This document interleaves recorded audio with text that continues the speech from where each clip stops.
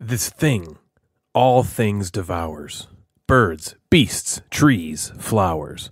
Gnaws iron, bites steel. Grinds hard stones to meal.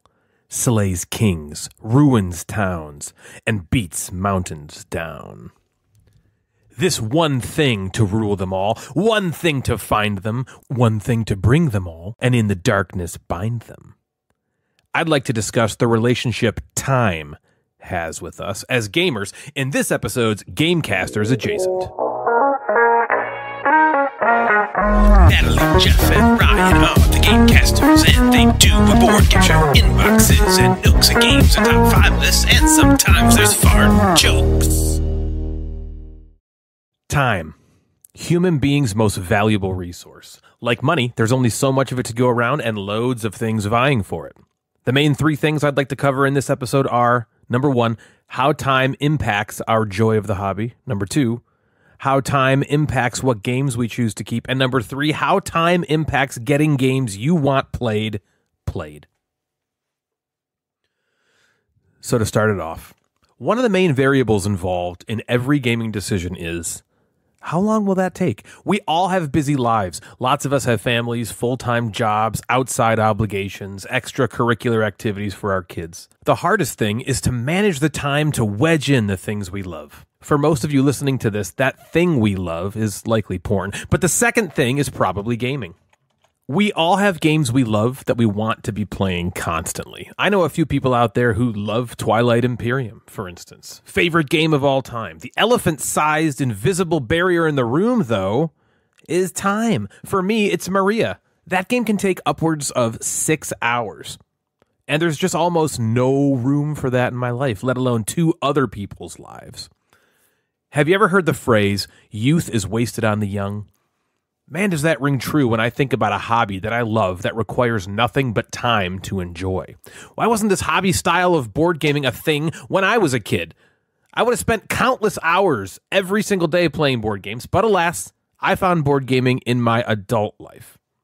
Though responsibility had not quite yet begun taking a firm grip on that time resource of mine. I didn't have kids yet, and mostly my time was my own. My friends were starting to get into board games, and there was plenty of time to get them played. And so my love for gaming absolutely flourished.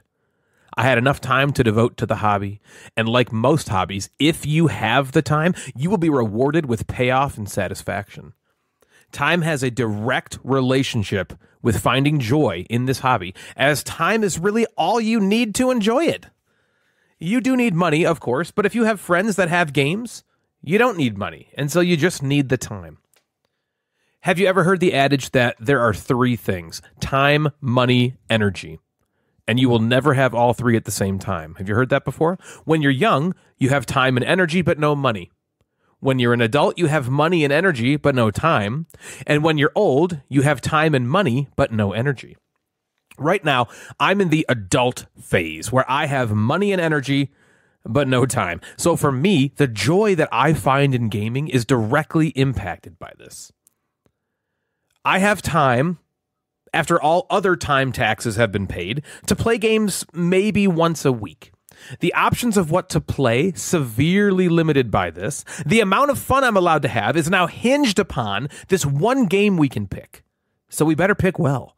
If we had more time, the burden of fun wouldn't fall solely on the one game. Once a week. We could play several games, spread the fun out amongst them all, or take more risks by playing games that have a higher risk reward. But simply having so little time makes every gaming decision crucial. And this plays a bit into the last episode where I talked about collection bloat. A lot of you responded in the Discord and talked about how much you love having a huge collection and all the choices and opportunity that came along with it. And I realized that the biggest contributing factor for me feeling that exhaustion and overwhelmedness was not solely due to the size of my collection, but maybe directly the size of my collection linked up with that one resource I don't seem to have time to play them all.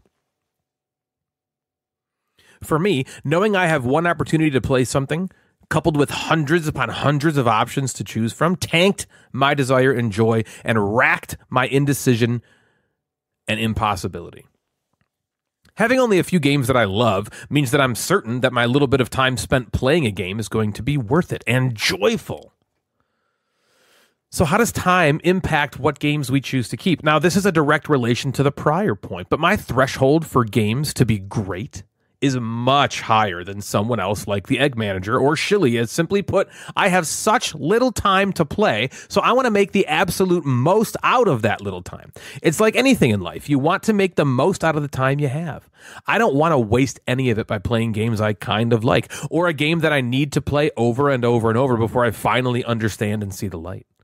I need to focus on playing games that hit immediately and that make me feel that strong desire and urge to come back to it, because there's no time. There's never any time. So when you're looking at your collection and you're feeling the bloat and the walls closing in and you can't completely pinpoint exactly what's going on, maybe ask yourself, is it time? Is time my big constraint here?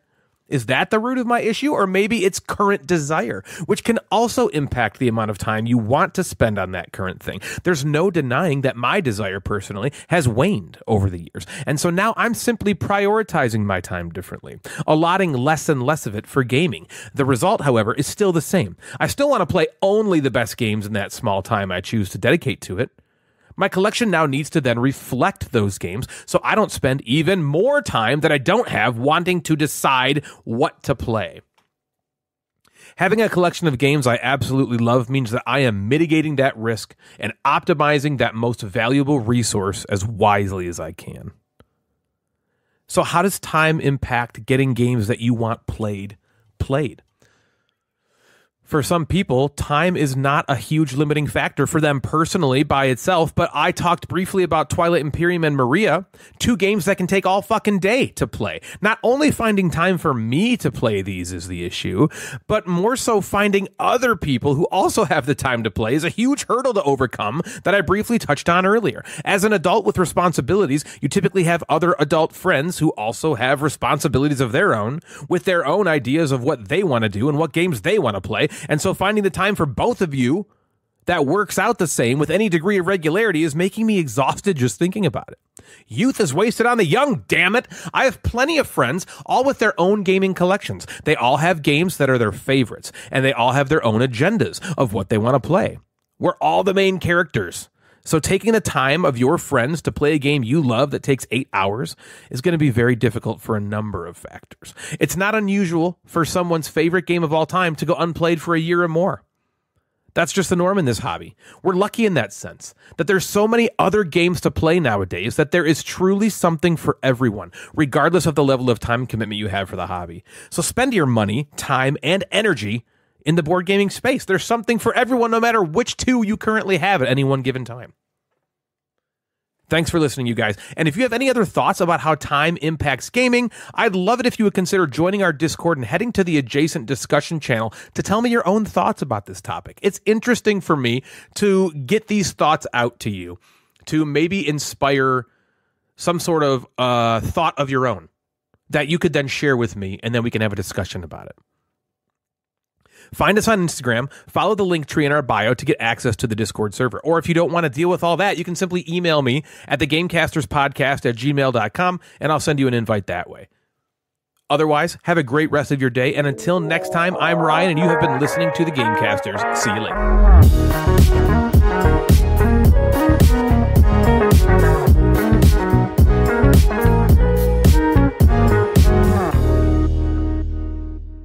I gotta wash my hair. No, there's no time. No time! There's never any time! I don't